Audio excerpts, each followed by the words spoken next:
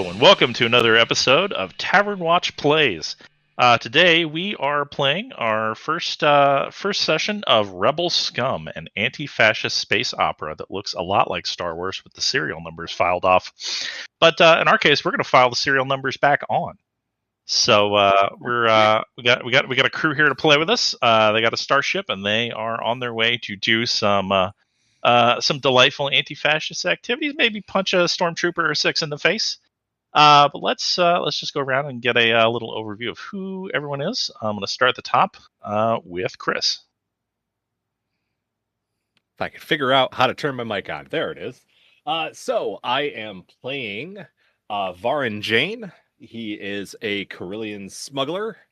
And he's going to punch some Nazis, maybe, possibly. All right. Next up, Joe. Hi, I'm Joe Perez. I will be playing YHA-U, known to his friends as Yeehaw, a mining droid from the planet of Umbara who has seen some stuff. Might have been there when the clones did their whole war thing. Maybe not. Might have been there before the Empire became the Empire. He's old. He's been around a while. Every crew needs an old man who's seen some stuff, and in our case, it's a droid. Love it. Let's go next to Liz. Hello, I am playing Mia. She doesn't have a last name. Don't think too hard about it. She definitely no. Anyway, she is a revolutionary fighting for the rebellion, and but she's just a totally ordinary spaceship mechanic. She just fixing ships, not doing anything weird here. Totally fine. Don't pay attention to her. Yep, don't look too closely. And last names are a liability anyway. Next up, and I'm very excited to see how this goes. Matt, do you want to tell us who you're playing today? Right, a Wookiee. Got it. The Orphan, apparently, an untrained Jedi. Is that what I'm hearing? Okay. And last but not least, surprise guest, Mitch. Mitch, who are you playing today? Howdy there. I'm TB-WN2. I'm a reformed kill bot. I lived a life of killing. I don't really want to kill, but I do want to stop the fascism, so I'm here to support the cause. There you go. And this is the crew of the Furious Tooka, a lightly modified Corvette. Don't fight me on this one. So our story, I guess you would kind of have our little scroll in the sky now, but not that music because that is extremely heavily copyrighted. The time is a couple years after the Battle of Yavin. Our setting, somewhere in space over Salient 2, a planet towards the Outer Rim, initially a separatist planet, part of the corporate sector. But now the Empire has moved in and solidified their control, partly out of fear of independent entities gaining any kind of power that could threaten them, and partly out of desire for the raw materials the planet can produce. In this case, it is a mineral-rich mining world. The Empire has been working the miners here overtime, withholding pay, but demanding increased quotas of minerals and metals, almost like they're building something. But the rebellion, who's been kind of on the run, has been developing a key contact there, a mine foreman, Genro Oldane. And he's been working behind the scenes to help the miners organize and fight back. Unfortunately, Oldane has gone radio silent, and this is where you all come in. You've been sent to find out why and find out if he's in trouble. Our camera then pans down onto the Furious Tooka, entering space over Salient 2. Obviously, I think we can assume, since this is Varin's ship, Varin, you're probably at the controls of the ship. What's everyone else doing during this trip? I am staring out the window into space. It's spacey out there. You see a few TB sees a few Imperial ships kind of patrolling. They don't have real tight control out there, but they've got some smaller ships just to kind of remind people that they're in the area. They're in control now. You gotta make the appearance of being the appearance of power is important. And it's about that time that there is a beep in the cockpit, and a tinny voice comes over the radio. Unidentified Corvette. This is Salient 2 Control. Please identify yourself. Salient 2 Go ahead. No, I was like, wouldn't it be funny if I was on communications? Jeez. But I don't think anyone would let it happen, so no. Probably not for this trip, no. Salient 2 Communications. This is Freighter 4827, just bringing in some materials. Okay. So do you have I was gonna say you probably have some kind of code to attempt to pass as a legitimate freighter here. Go ahead and give me our first roll of the game. Give me an intel Ooh. roll. Yeah, Oh no. dear. And as a Alright. reminder, so for people who have listened to some of our other polymorph games, maybe you haven't. Usually, what you're doing is you're rolling one die associated with your roll. Chris is playing the Vanguard, which is kind of the jack of all trades role. So he's rolling a d6. The special rule for Rebel Scum, since he's in the ship, he's also rolling the ship's die, because having a ship is sort of an advantage. The ship is also a d6 in this case. So roll 2d6, and you're looking for a 2 or a 3 or a 1 on on any of those dice. 2d6, it is a 4 and a 2. Okay, the 2 is a success. There's you punch in the codes that you were given successfully, I guess, remembering them. And there's kind of a pause, and you kind of hear a voice over the radio go, "So is that freighter? Are they good to go?" And there's, "Well, it's an older code, sir, but it checks out." And there's kind of a pause, and the voice goes, "All right, freighter, you are cleared to land at the at blah blah blah." They give you a landing pad location on Vornak, which is the only real major settlement on Salient 2. Alrighty. Well, thank you, gentlemen. We'll see you guys down at the landing pad. We're out. He clicks off the comms and just leans back in his chair and is just like, they don't make it easy. At this point, Yeehaw just kind of like leans over from because he's been monitoring like all the communications and the sensors and everything, because one of his things is he's a watchdog. He's used to keeping watch. He's used to watching over the group. He doesn't want people to die on his watch or anything like that. So he's very kind of cautious about most things. And he just leans over and he goes, "I don't like it. I don't like it at all. I don't know what's going to happen. It feels weird." Alrighty. Okay, so we'll say the descent into Salient 2's atmosphere goes pretty smoothly. Like I said, you see probably more of the Imperial ships as you get closer to the planet, but they don't have huge presence here in space. But as you get closer to the ground, you can see that they're a bit more numerous down here. You land on your pad, and you are met by a couple of customs officers, just kind of, I guess, fairly laid back stormtroopers. Your code did check out, so they're not really expecting anything too outrageous, but they are definitely kind of watching you as the ship lands, waiting to see you disembark with these materials that you're supposedly bringing. I was going to ask, do we actually have any materials on this ship? I'm a lifter bot. I carry heavy crates out. What's in those crates? Don't know. But do we have crates? I would imagine we have some. Yeah, I would imagine if we're coming here and this is our cover, then yeah, we're going to have some things that look at least appropriate. I will grab one crate just to justify why there's a Wookiee here. If needed, I will try to make the best square shape, because I am metal and do look like a crate when I make a square shape. Sort of. Okay. Yeah, I would say it's not out of the question that you all probably have something to bring here. On paper, you're bringing maybe extra supplies for the miners, or bringing something to supply one of the formerly corporate-owned businesses on the planet. But in reality, maybe you're also bringing some additional supplies for Jinro, who, like I said, he's been attempting to help the miners organize before going silent on you. So it's always helpful to have some things in case things get bad on the ground. So I'd say you guys can have a crate or two, and yeah, if someone wants to carry TB in the form of a crate, it's also pretty good. I'll do it oh, sure, why not? I'm a Wookiee.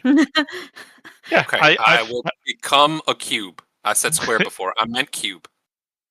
Okay, you are not two-dimensional. Okay. Cool. Mitch, why don't you go ahead and give me a drive roll to see how well you can compress into, I guess it's a move roll for you, to see how well you can compress into a cube. So take your die associated with your roll, and you're going to roll it, look for a 3, 4, or a 5. I am still inside the ship, though, right? Right now, yes. So I get the ship roll? The ship is not helping you turn into a cube. Otherwise...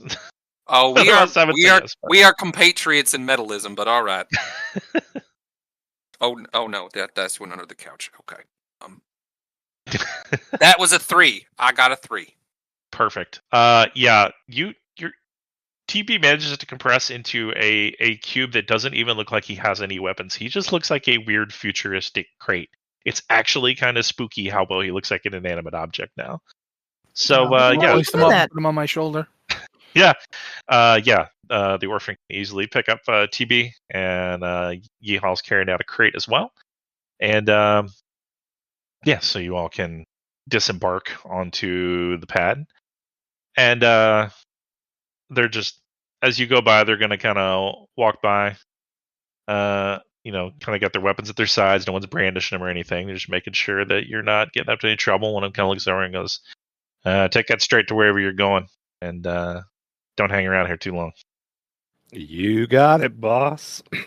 I mean, Varin's very used to dealing with this kind of stuff because of his background. He's usually bringing in materials or taking materials out, so he knows the drill. He's polite, but also not too polite, if you get what I'm saying. Yeah, business like. You're civil. Yeah, that's about what they expect. They know they're not making any friends here, but they're not here to make friends either. So that's fine. You guys are... so it's not too far. You can catch a speeder from the spaceport into Vornak proper, which is a reasonable-sized city. It's kind of the only settlement out here because it's near the mine, but the mine on Salient 2 is still producing fairly well. So Vornak's actually maybe larger than you were expecting for a mining city. But you guys have the run of the place. Unfortunately, you don't have any clues other to where your boy Jinro is. So what do you do? So do we have any... We have no other contacts on this planet. We haven't... Yeah, sorry, really quickly, out of character. What's the name of the person, Jinro or Uldane? I think I was mixing those two up. That's his full name, Jinro Uldane. Jinro Uldane is his full name. Okay. Mm-hmm. Thank you. Yep. No. Back to Mia's question. Yes, he is your sole contact here.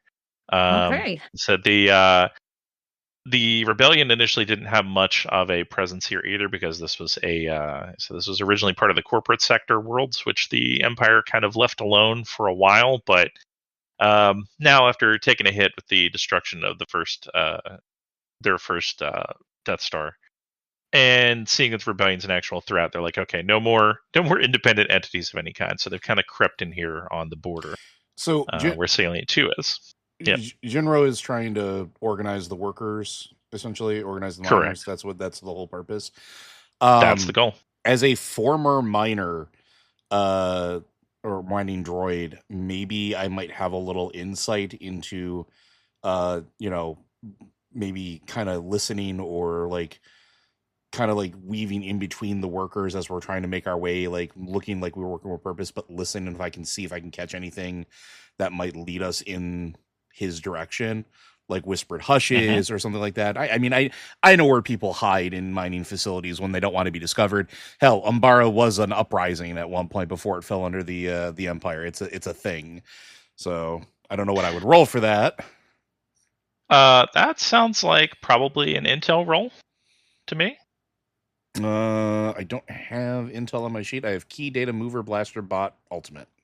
Oh, sorry, data. I forgot that they give them all different names for bots for some reason. I need a 2 or a 3 on a D10. That's fun. Everyone's making intel rolls. I'm the one who's good at intel rolls.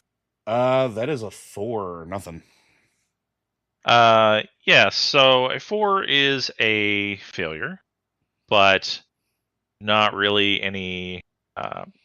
Yeah, so I think you're kind of listening around. You're fairly incognito because you're also a mining droid, but also in this case, maybe you look a little too attentive. You're kind of lurking near the entrance of let's say a cantina that you've seen a bunch of miners coming in from. You see shuttles coming from out of town, and then you see like basically extremely tired looking miners get off shift and head into this cantina. So you're like, aha, here's where the miners hang out. As opposed to others you've seen that are definitely more imperial organized, which you've also seen a lot of imperial propaganda on the walls. Basically encouraging people to, your long work day help power the empire, take pride, blah, blah, blah. But so you're near this cantina, and maybe you lurk outside a little too long, and you kind of draw the eye of a trooper walking by. Who kind of walks over and he kind of nudges you with the butt of his gun. He says, "Move along, droid." Yes, sir. Aren't you needed down at the mines? Just dropping off, sir. And I just kind of trundle on. Yep. But I think drawing a little suspicion there, it doesn't make any sense to give you a consequence. Like, he's not going to shoot you in the street, but that will tip the balance by 1. Ooh. Well, I tried. Okay. I would like to see what I can do to tap into the public communications network here and just see if I can see any mention of Gennaro, any hints as to where he might be hiding. Ooh, okay. Okay. So or what might have happened to him. Yeah, so you have some kind of hacking expertise, I'm assuming. So you don't sound like an ordinary mechanic to me at all. I do have an edge called spy, because I am definitely a totally ordinary mechanic and not a rebel spy. But I know things. All right, totally ordinary spy. Yeah, go ahead and give me your roll with an intel roll with advantage, because that edge. Okay. I think that does apply here.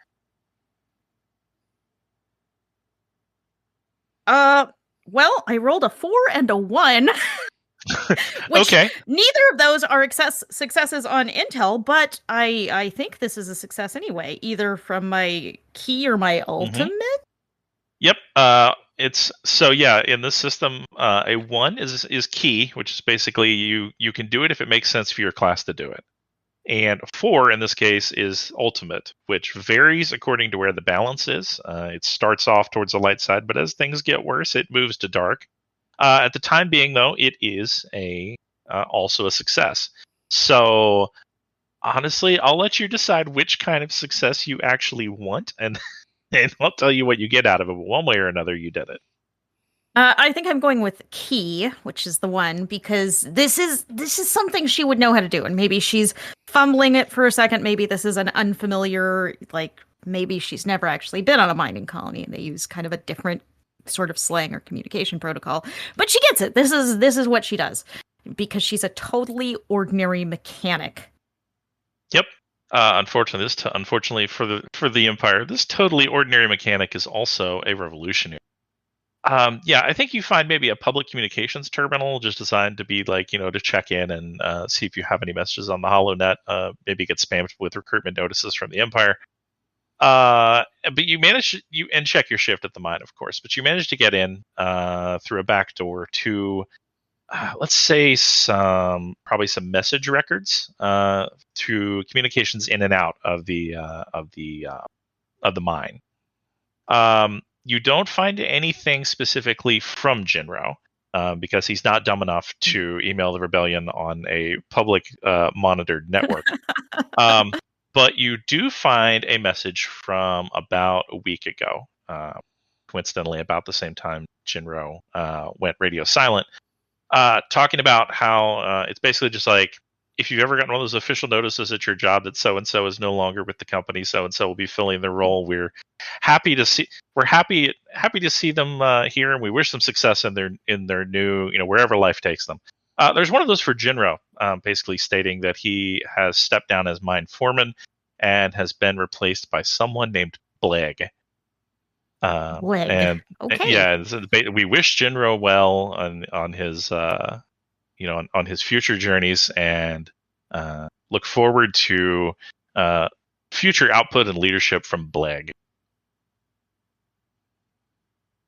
Does not sound good. All right. Told you I didn't like it. What's next for you? What do you all do next with this information in hand? I don't like this. There's not a lot to like about it. No. He could be dead. He could be imprisoned. He could have gone into hiding. I don't think it's gone into hiding if they're announcing it.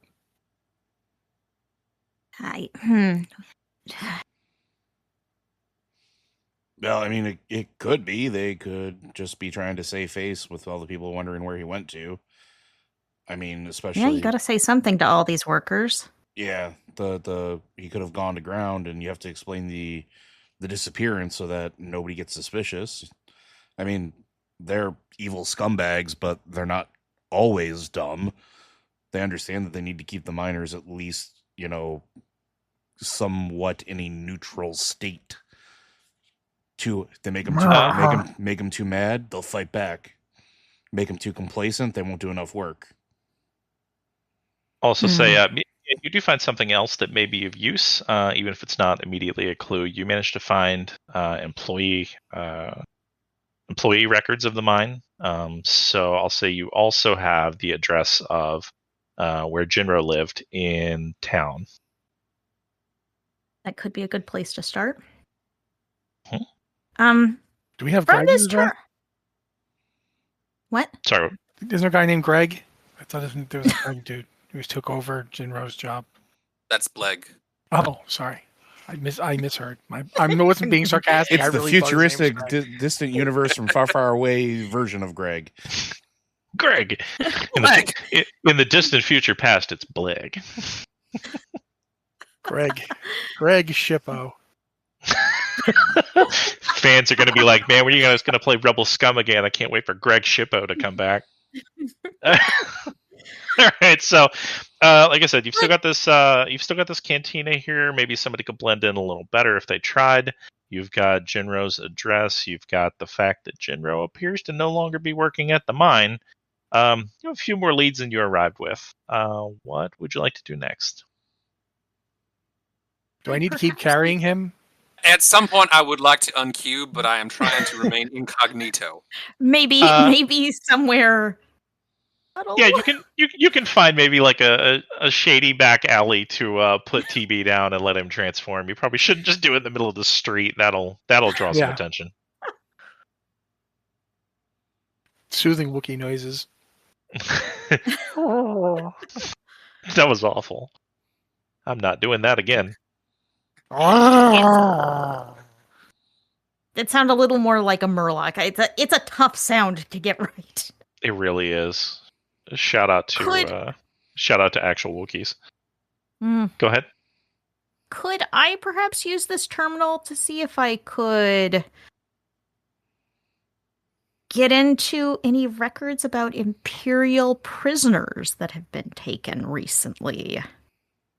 I'd say you can poke around while you're in there. Well, that's going to be another intel roll, I think, because you're kind of in the mine system, but you haven't actually found like the Imperial presence on the planet, other than being extremely loud, seems to be extremely incognito. They're not overtly running the mine yet, but maybe you could, if you want to give me another intel roll to poke around further, maybe try something riskier. You could. Oh boy, we love taking risks. Risks are very good. I rolled 2 1s. I'm not rolling that I intend to, but no, but you're extremely succeeding. In this case, this worked. Cool. But all right, yeah. Somehow you basically tap from. You're basically kind of jumping from network to network in here, and you kind of find your way into kind of the Imperial Civil Service section of the HoloNet. Just basically how the extremely boring way they run the planet. You don't find anything right away about prisoners. You see a lot of records and materials transfer. You see that a lot of the, there's, like I said, this planet, this planet produces a lot of different kinds of metals and different minerals. It's a weirdly rich in a variety of things, which is why it came to the Empire's attention. So you see a lot of shipping notices off planet. Anything that comes in or out appears to have been authorized by one. Do with the name. This sector's governor, which honestly, this sector is one planet right now, so they're kind of jumped up. But one Mofluka Desic appears to be the whoever's in charge of the Empire presence around here. You do see some references to movement of Imperial ships that you did not see as you were landing at the spaceport, which means they do have a presence around here somewhere that you aren't aware of and that they may be trying to keep hidden. But you don't see anything like transferring the prisoner to our secret base for interrogation. So nothing that turns up obvious like that. I mean, they are stormtroopers. Sometimes it's just right there in front of you. Yeah, no one lets the stormtroopers send emails on a public network. They get screened and filtered for content first, and then fed through an AI to make sure they're family appropriate. So every email is really fond of triplicate and M dashes. All right, what's anybody else doing? It's got to go through that Imperial Outlook system. Yes. Well, I guess I will go into the cantina and see what I can learn. Okay. Yeah, you're blending in a little better as a human. The bar is primarily populated by humans. You remember that let me rephrase that. The mining presence is a mixed variety of species, but you do see a few Imperials in here, being really obvious about who they are, and they are primarily all human. But if you want to try to get some intel, let's get an intel roll. Certainly. Oh, let's see. That's a roll of a 1. Okay. Well, remember, it is a success if it is something that your class can do, and I believe your class is the rogue. I think that maybe looking inconspicuous while seeking info sounds like something to me a rogue could do. Does that make sense to you? That makes sense to me. As I talk you into a success, do you want to succeed at this role? I don't know. Yeah, so you take your seat at the bar. Maybe you order up a drink, flip the guy a credit, and you're kind of listening for info. And you overhear a lot of talk. There's maybe a game or two of sabacc going on at a side table, and most of what you overhear, like I said, you hear people kind of griping quietly about the new oversight when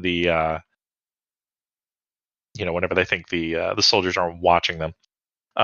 You do hear a few people griping specifically about Bleg, and they were talking about, man, I wasn't really sure about the General wanted us to get together, and man, that just seemed really dangerous, but he kind of had some good arguments, but heck, now Bleg's in charge, and Bleg just wants to work us as hard as the imps do. Well, can't say I'm surprised at that. So Varin sits at the counter for another minute or so before he takes a sip of the drink, and that's about all he drinks from it, is just this tiny sip. And then he nods at the bartender and stands up. And as he's making his way through the crowd back towards the door, you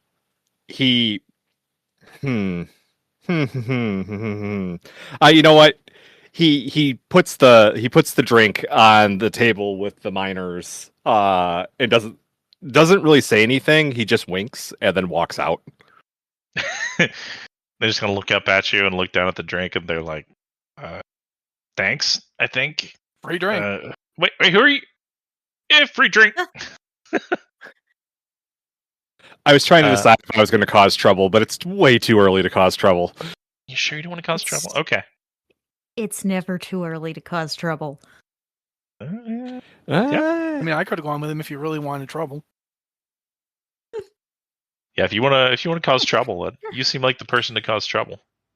But okay, yeah, one of the miners throws back your drink, and you walk back out without causing trouble. So who's next? What do you guys? Let's hear from maybe TB or the Orphan. What are you guys up to? Having recently uncubed, I am now scanning the surroundings. Are there any other buildings around here? Any robots, droids, or is it all synthetic? It's a mix. It's a mix of it's a mix of all kinds. Most of the droids you see are either lifters or lifters, movers, or miners, kind of like Yeehaw.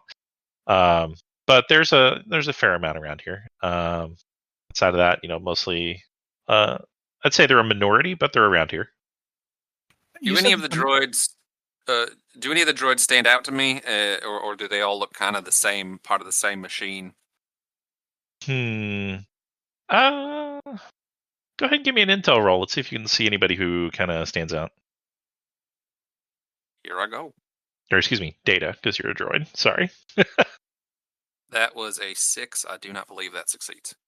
Is that your maximum die size, or are you on a D8? Oh, wait. No, I'm on a D8. You're right. You're on D8? Okay, no, that is not a success. Okay, so I think you're kind of inspecting some of the droids and just trying to see if any of them stand out to you. And once again, you're like, I think maybe somebody notices at this point that is TB noticeably armed? No, because I have given up the life killing. Of course you have. Okay, so in that case, I think maybe just the fact that you don't seem to be going to or from somewhere or with a load of goods draws the attention of patrollers. And I think the same not person a lot of who independent droids here, maybe not a lot of them. And I think the person who nudged Yeehaw with their gun butt earlier comes back down the street, and I think he stops near you where you're kind of watching the droids. He says, "What is it with these droids today? Just standing around." I kind of step up to the guy. Yeah. Like he suddenly sees the shadow of not only a Wookiee, but a Wookiee with a lot of burn scars on the right side of his face and other spots of his body. And yeah, I make a very low. And he put my hand on the droid. And he kind of levels his blast. My droid.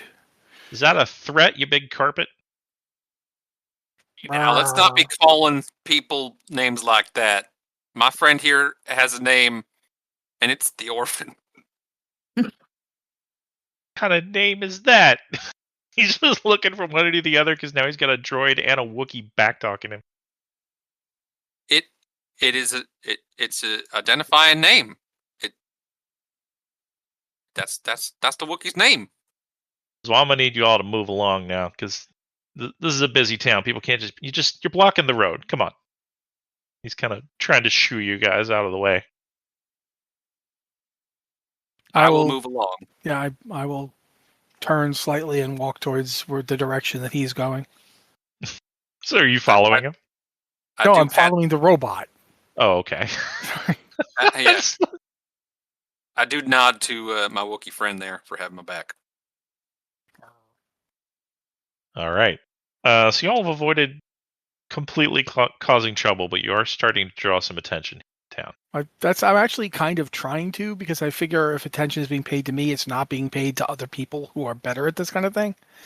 I don't do investigation. No, you do standing out, and you are doing a lot of that right now. In fact, I was going to ask, you said their miners were various, they're not just all humans. Correct. Right? Are there any Trandoshans or Wookiees here? Wookiees, no. I think give me Trandoshans are notorious for speaking Shrywook because they try to take us as slaves. That's true. Yeah. Roll a die and aim for a high number. Just call this a luck roll. Yeah. All right. Because I don't have an answer ready. It's an 8 on a D8. Yeah, there is. Yes, you do see a Trandoshan. I think maybe your verbal argument with the stormtrooper hearing Shrywook spoken or growled as it is, catches the attention of this Trandoshan who's walking down the other side of the street. He kind of whips his head around and is kind of surprised to see a Wookiee here. This seems like an incredibly uncomfortable planet to be giant and covered in hair. Yep. It's very hot here. I'm not loving it. Nope. Oh. And you do see, you're probably not loving the fact that you do see that Trandoshan miner who now has his eye on you. Keeps Actually, turning his head to look at you. That's exactly what I'm looking for. Oh dear. I will turn to I'm sorry, I can't remember which one of us is Yeehaw. That'd be me. Joe. That would be Joe. That's Joe. Okay. So I'll turn to what's your name? TB-W. I'm just gonna go with TB if you don't mind. Because I'm not gonna remember all that. I'll say to TB in Shrywook, which I have no idea if you can understand. I'll be right back. And I turn and walk towards the Trandoshan. I am a megaputer, so I do understand. I am just lonely now, but I understand. I mean, he can follow me. I don't care. I'm just telling him I'm going over there. Oh, okay. I will follow. All right, so this Trandoshan's keeping an eye on you, but as you start approaching him, he stops in his tracks. He kind of turns back towards you, and he looks up, and he goes, "What are you looking for? Something to do?" Yes.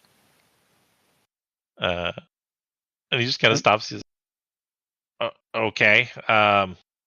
Where do people who aren't short and obnoxiously bossy go? So you're looking for the real action, huh? All right. And he kind of laughs, and he's kind of eyeing your burn scars. You can't really read his expression because lizard face, but yeah, he'll kind of lead you to a no, like it just looks like another cantina. It just looks crappier. He kind of he kind of leads you through, and they no one looks twice at the two of you, and this is definitely a less. There's less of an Imperial presence down here. There's also something of a kind of a fight club going in the back. People seem to be betting money. Okay. On some fights back here. They're basically trusting these people to keep themselves occupied. Got and they're doing a good job. All right. Guess I don't really know how I don't have the ability to bribe him or pay him in any way, so I just nod and thank him for showing me where it was, and then I just go over to the bar. Okay. What are you trying to do here? What's your goal? Again, I'm trying to be noticeable, but I'm also attempting to I figure that the non-human population is not going to like the Imperials very much because the Imperials don't like non-humans. That is accurate.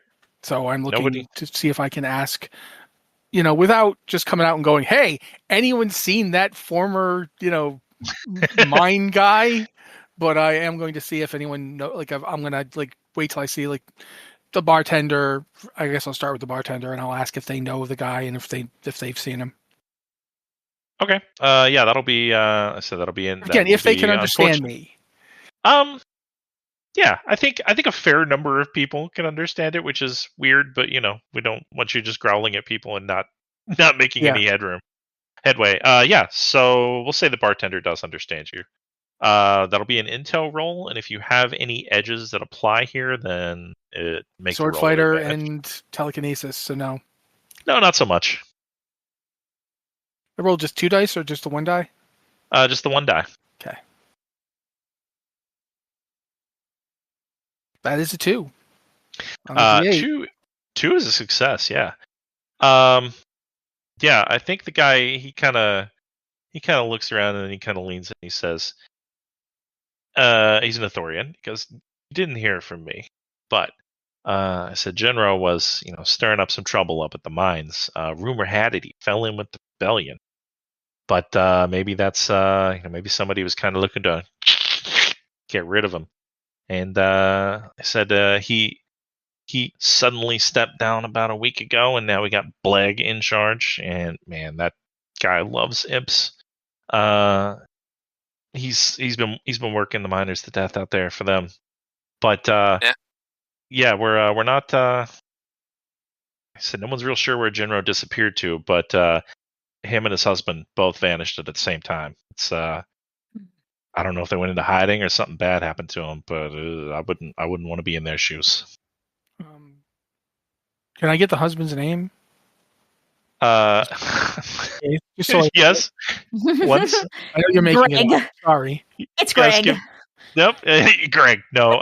Yes. Give me 1 second. His husband, Greg Yeah. Shippo. His husband, Greg Shippo. Oh man. Love to make that meme family friendly. Yes. His husband's name is Varlo Oldang. Varlo. Didn't go ahead. How often do people go missing around here? Like our friend or not friend? We don't know him. Jinro. He says, "Well, I mean, unless you lose a bunch of sleep and try to mine down, try to go deep in the mines while you're an insomniac. That happened to my friend Vinka about a year ago. Just equipment safety. Outside of that, Go ahead, keep going. outside of that, it's for a mining planet. It's pretty safe around here. Are both Jinro and Varlo human? Yes. Okay. That's pretty much all I've got because I, like I said, not tremendously investigative. I'm gonna get on the comms and talk to Yeehaw because I assume Yeehaw can understand me since Yeehaw is a droid, and try to give him a heads up on what we just did and what we learned, including the name of Varlo.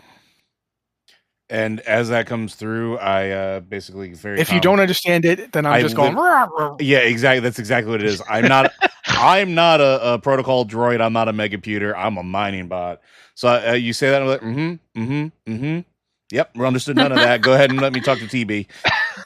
Okay, I give TB the comm.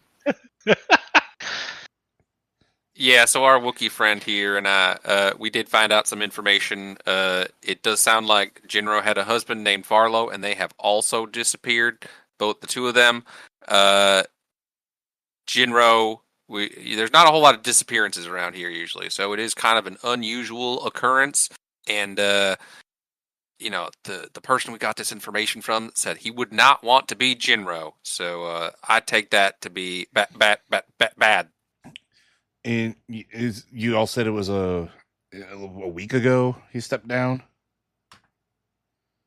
Mm-hmm. I did not say that, but that was good mind reading and guessing. Well, I'm assuming that we're paraphrasing what the Wookiee translated, blah, blah, blah.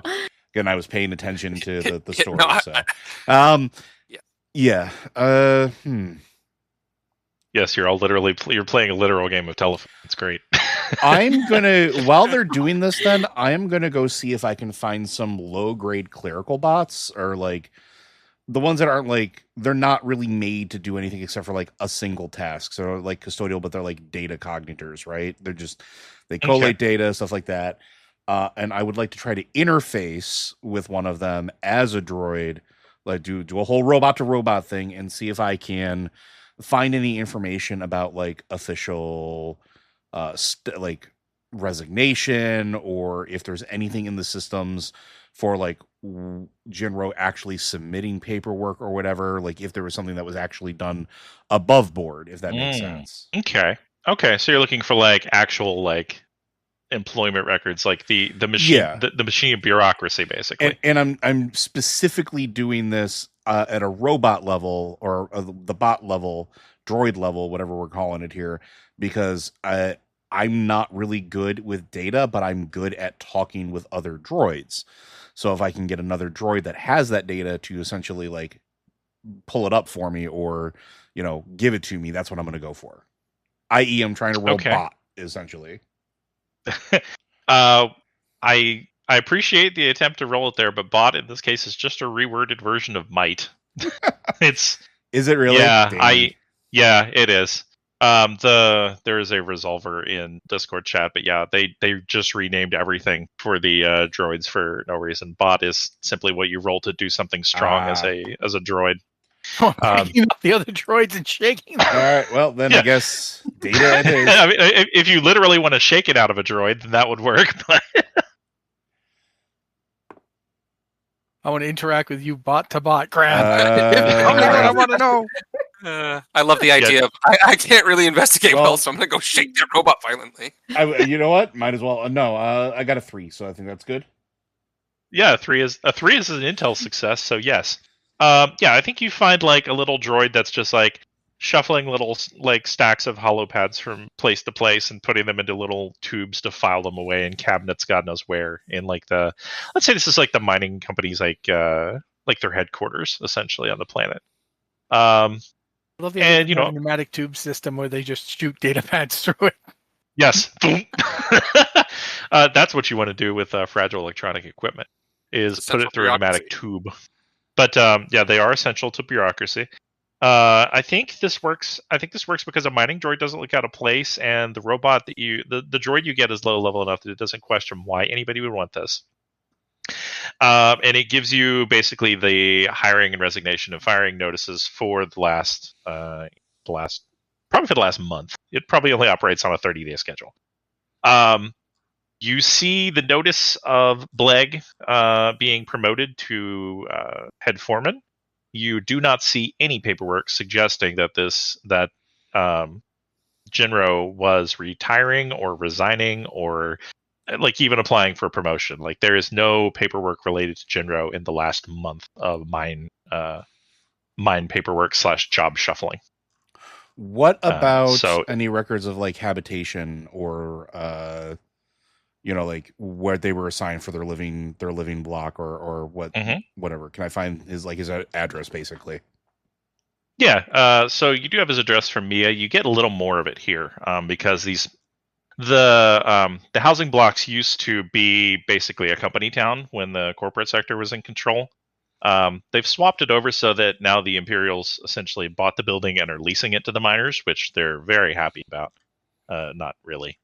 But you do find that he did not show any indication. There's no letters of breaking a lease or moving out voluntarily. Nothing of that sort. But you do have his address in the housing block that he's living in or was living in. All right, I will relay the information to the group, assuming that everybody was paying attention, so that I don't have to repeat it. And then let them collectively decide what we do, because I'm not going to push my luck, because I did good on a D10 roll where I only had 2 possible options of success, so I'm good.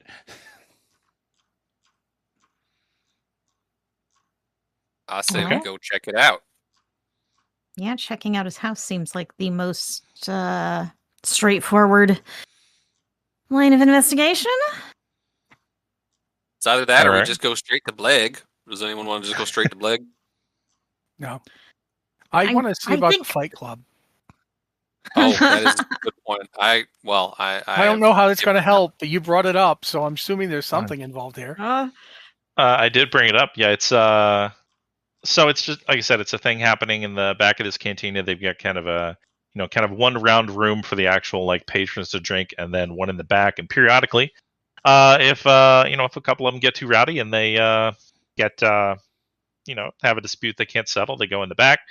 And there's just kind of an open area where they can just kind of have at each other. And the other patrons will periodically turn around and just kind of bet on who they think will win. You see a couple of these go on while you're there. It seems like you might, if you wanted to actually get somebody there, you might have to purposely pick a fight. But I'll leave that up to you. I'm going to let it go for now. Okay. Because I just realized that a lot of the stuff I do, I can't do publicly. So, things like pulling out a couple of short lightsabers or, using the Force. These are not things that you want to do in a fight. Not that I really need the Force, because I am a Wookiee with giant freaking tree claws on my hands. But nevertheless, that's also probably frowned upon, is like killing people with giant tree claws. So yeah, for now, I'll leave to go see about Jinro's house and what we're doing there. Okay. So we'll do the standard Lucasfilm sideways wipe to you all approaching the housing block where Jinro and his husband lived.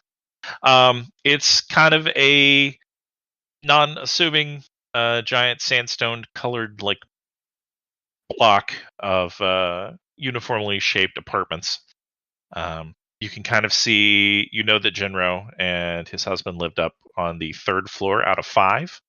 The doors are open to the outside, and you can see that there are a couple of stormtroopers posted outside outside that apartment. What do you all do? They haven't taken Outside any the- notice of you because you're still on the ground floor. Outside the building or just the apartment? Specifically outside Jinro's apartment. Okay. How many stormtroopers? Sorry, did you say? 2 that you can see. Does it look like anybody else is watching besides those 2 stormtroopers? Like, are people watching them? Do they like have a group anywhere around? No one appears to be watching them that you can see.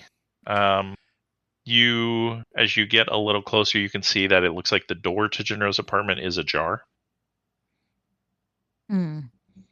So I'm going to ask a question here about edges and things like that. So I know that they're essentially, you can use them to automatically succeed or something along those lines in like a related stat, right? So edges give you an advantage whenever they would apply. So what are your edges, for example? Lifter and Watchdog. Okay. So whenever you are, let's say you're trying to make a might roll and it is specifically to lift something heavy. In that case, you would get advantage on the roll because you were designed for lifting. Mm-hmm. Watchdog is probably the broader of the 2 to apply. But yeah, whenever you feel like one of them would apply to whatever you're making a roll for or making a save for, then you can apply it and get advantage, which for polymorph games means you roll your die twice and you're just looking for success on either one. Sure. Okay. Basically, I want to, I don't know if it makes sense here. We see the 2 stormtroopers and we're looking to see if there's anything else. Like, we know that the door's ajar. I'm looking for less obvious, like watchful eyes, like somebody from the shadows, or we know that the Empire has things like Inquisitors and like assassins and things like that. So just seeing if there's any signs of any of them around or anything like that, or something other than just your bog standard bootlickers. Okay.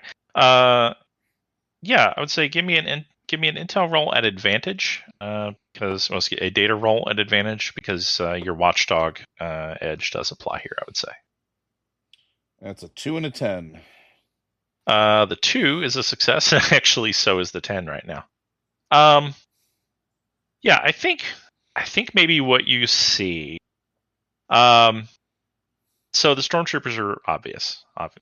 You also see, I would say, maybe looks like a couple of miners kind of leave their apartment and walk right past the troopers, and they're heading down the steps going for work. And as they walk past you, you notice maybe the wind kind of catches one of them and their coat blows back a little bit. And you notice that they are carrying weapons on them. Some fairly, I would say, new-looking weapons for this planet.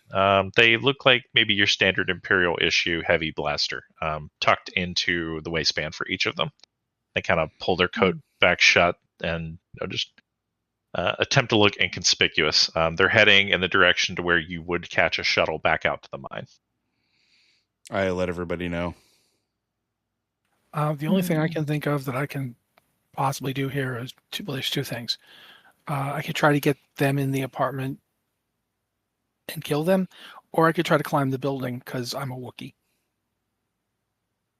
Climbing things is one of the things we do. So I could climb the building's exterior and go in his apartment from the outside. But that would probably require somebody to keep their attention long enough for me to do that. I had a thought that I could attempt to go in pretending to be a maintenance worker, and I'm thinking I already like your idea better. So well, but if nothing else, that could distract them. If they harangue me, that could distract them for you to do something, or I could get in myself, splitting the party, which also sounds like a really bad idea. So we've got.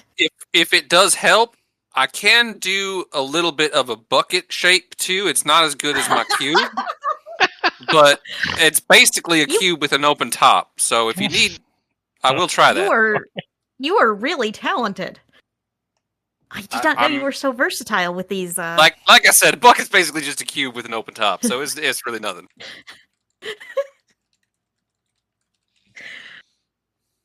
Okay, who's doing what? I hear a lot of plans. Let's see some action. I'm gonna cede to the spies planning because I'm not. That's not my thing. Just be ready to. I'm rolling to become a bucket right now. I'm just gonna do it. Okay. Gonna be a really big bucket, but go ahead and give me a mover roll for that. Can I carry this bucket? It was a 5. Yeah, it works. All right. TB successfully reshapes their body into a very large bucket. Yeah. It's not going to be easy to carry. Actually, yeah. Could it be a bucket with tiny wheels that I could Oh, that makes sense. Yeah.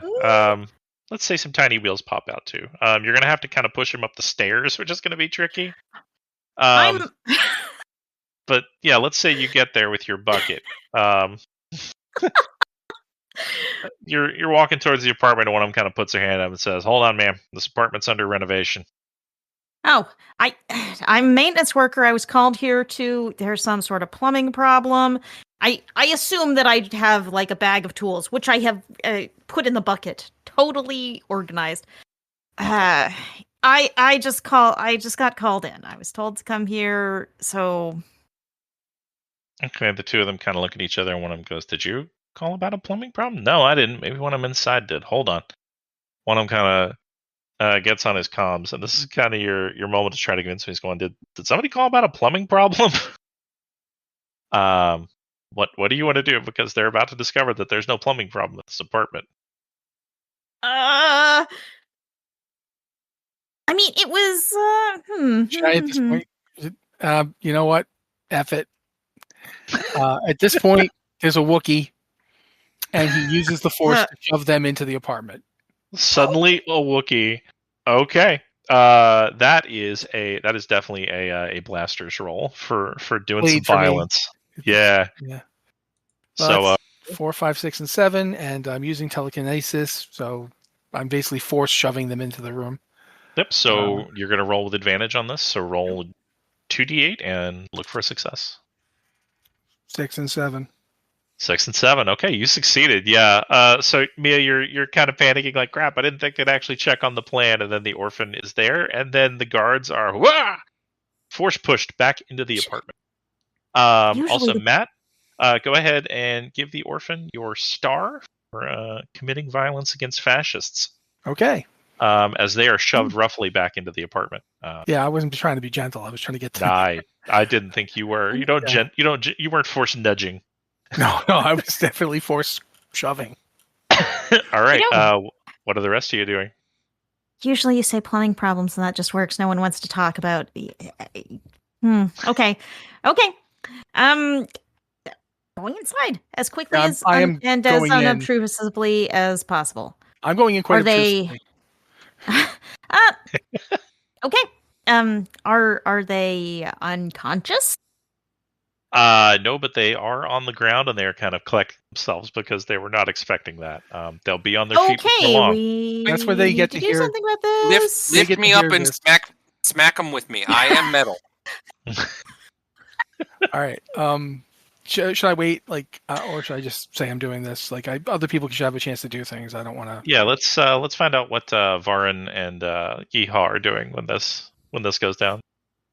I imagine that Varin was standing outside until he heard the of the stormtroopers going through the doorway, and now he's going up the stairs with a blaster in hand. Alrighty. And Joe, what's Yeehaw up to? Yeah, I think I'm going up and in. All right. So everybody piles into this apartment. It's actually not that big, but yeah, these two stormtroopers are they're still getting back to their feet.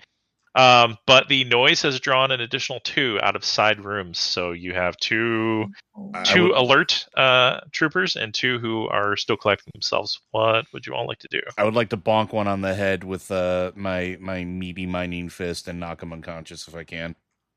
Let's get to bonking. That's a blaster's roll. Yep. D10 do good. That's a 4, which I think is the low All end right. of success. It is, but it gets just as good as the above one. So yeah, you bonk one of them. You like your big metal fist collides with his bucket, and he just stops getting up. He's just bonk, just right back down on the ground. Go ahead and give yourself your star, by the way. Yay! Still got 3 more, but that one's out for a while probably. Go ahead. The one that comes out of the side room, the first one that steps out, Varin just cracks a shot at with his blaster. Okay. Yeah, give me a blaster's roll. That is a 6. That works. Yeah, so he kind of turns the corner and he's got a data pad in hand. It's kind of his hand on his blaster, and he cocks one off around the corner. Hey, what was that? And you successfully just blast this guy who was not expecting it. We're down to 2. Who's next? Oh yeah, give yourself the star. Sorry, obviously. Is there another trooper coming out of the room? Yeah. There's one coming out of the. So the picture, this is like kind of a living room setup with a door on each side on the left and right. The Varin just blasted the one coming out of the left. You've still got one trooper coming in from the right and one on the ground in the main. Who's conscious. Unless this conflicts with what Liz wanted to do, I will kind of roll myself over to the right side as best as I can as a bucket, and then fall over in front of the door and hope that either myself or the supplies that Mia had left inside fall out and trip the stormtrooper, because I do not think he would see that coming. Okay, so I think this is either a drive. This is either a move or a bot roll. I'll let you talk me into whichever one you want. Because this isn't really violence so much as this is being an obstruction. I will do move. Well, hold up. No, I will do bot. Okay. Higher chance. Let's go. 7. 7 works. Yeah, you managed to like wedge yourself in the door in such a way that like he's trying to get into the room and he's just kind of stuck, like trying to put this stupid bucket in the door. Then like you tilt slightly and like wrenches fall out and land on his foot. But the one on the ground is starting to make his way back up. What would you like to do? Let's hear from Orphan or Mia. What are y'all doing with this? What's next? From what I understand, we've got 2 alive at the moment. One of them is stuck in the doorway, and one of them is getting up in front of me. Correct. I'm going to pop out the 2. Basically, I hold up my hands. Each of them has looks like a metal glove on it. And when I make a fist, there's like a crackling sound, and this really triangular lightsaber blade comes up. It's very short. Okay. There's one on each side. And as I do that, I telekinetically pull him to me and just cut him in half. Alrighty, give me a blaster's roll with advantage since you are using your telekinesis. It's a 3, but then it's a 5. So the 5 means I succeed. The 5 is a success. Yeah, it's he kind of starts to get up off the floor, and then he's like yanked towards you, and then just he is 2 halves of a stormtrooper that clatter to the ground behind you. And the one in the door looks out and goes, "You cut that guy in half!" I also say, "You cut that guy in half," and I'm a little sad because of the loss of life. This bucket talks. Who's next? Yeah. Wow. This is a lot of stuff that up. I'm the spy. I was trying to be subtle, and now we have a cut in half stormtrooper. This is going to be hard to explain, guys. Okay, I'm going to say I have maybe a comm unit of some kind, and I would like to try to use this to maybe send a frequency that does something high-pitched and disrupting to the stormtroopers. Does that sound like something that might be within my skill set? It does. It still unfortunately sounds like it's going to be a blaster's roll, though. But oh no! But I will let you roll it with advantage. This is totally spy stuff that I can definitely do as a totally ordinary mechanic. Yeah, it's like disruptive sonic weaponry. Kind of sounds like I the spy rolled thing. a 1. Ha! To be fair, frankly, this is one of the things the was it the expert? Yeah. Yes. The expert who is rolling a d4 is very good at rolling a 1 to do things that they are good at. And I think literally fighting fascists is exactly your job as a revolutionary. Go ahead and give yourself. I think at this point everybody should probably have the star. Yeah, I think so. Yeah. So and go ahead and give yourself 2 on TB since you did obstruct him in a meaningful way. Doesn't always have to be violent since you've given up your life of killing. But yeah, I think you whip out some little thing out of your pocket and you punch a button, and like his like comms just unleash an unholy noise into his ear, and he's just like clutching his head. Ah! And eventually like slumps against the wall, overwhelmed, just kind of slides down it. Okay. That escalated quickly, and it was over just as quickly. Congratulations, you guys. You have the run of the place at least for a few minutes. Like, I will make sure the guy I killed is completely in the room and not out there in the hallway.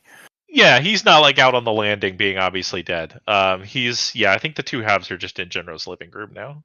Thankfully, lightsabers cauterize wounds, so there's not like a bunch of entrails all over the place. Isn't that great? I do hope Jinro did not like that carpet, because that is... It really tied the room together. It did. I mean, aesthetically... I mean, luckily, we did technically come in here to clean as a cleaning crew, Mia, so... You know, and I guess we could say you all cleaned house. Oh, hey! Plus, Yeehaw left you a guy alive to question, and then you've got 2 backup guys alive to question. That's good. After which we'll probably have to kill them. I mean, yeah, they're going to be noticed. This is going to be noticed. We have to act quickly at this point. I would like to search the place. I would like to look for any sign of what Gennaro was doing or where he might have went. Yeah, I'm going to take up. Okay. Was he? While you all are doing that, I'm going to take up a position, like, kind of close the door and just kind of keep an eye, like peer through the crack or whatever. Like, just make sure, because I think you are correct, and I think this is going to be noticed. Oh yes, it might be. You I guess all, at that you all point, have the run of the place for now. I figured if they called and everyone was like, I didn't see anything, they were probably going to call other stormtroopers. So I figured killing them. Oh yes, I actually think Mia probably speaks Shriwook. So if you're saying that, it's like, yeah, I know that was the right call, but we've got to move. Before anyone notices that these people have stopped responding to their comms. Well, speaking of that, I know. The trooper that Varin shot and killed, he is going to go over and wrestle with that poor dead trooper's helmet to get it off, so he can try and get the microphone radio out of it. Blaster. Okay, cool. Classic move. Okay, so yeah, just note that you've note somewhere that you've got that, so I don't forget. And yeah, you can do that. Your shot hit him, I would say, in the armor. So there's kind of an obvious scorch mark on his armor, but his helmet is. Other guys. Yeah, his helmet is untouched. So, and I think Mia, you said you wanted to search the place, right? That's the joint. Yep. What can I learn? Kind of looks like that's what they were doing. Go ahead and give me an intel roll. Is it an advantage because I'm definitely not a spy? I love that people are going to think the Edge is named Definitely Not a Spy.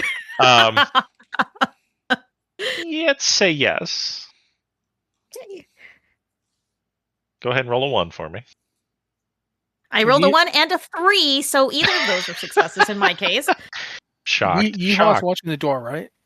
Yes. Okay, I'm going to guard the 2 unconscious ones then. Okay. So that if they get up, I can take action. Okay. I'll try to take non-lethal action, but I'm not promising. Yeah, so one of them is in the living room and the other one is kind of slumped over top of TB, unless TB has changed back from bucket shape at this point. Okay. No, I'm still Mia, you toss the joint, which isn't hard because it looks like that's also what the stormtroopers were doing, was tossing the joint. You ever play the Bethesda game? You know how you have to lift the character with the thing and click on it and then have to drag it up? I'm doing that with telekinesis, moving the guy over to the other one. And get rid of guns and stuff.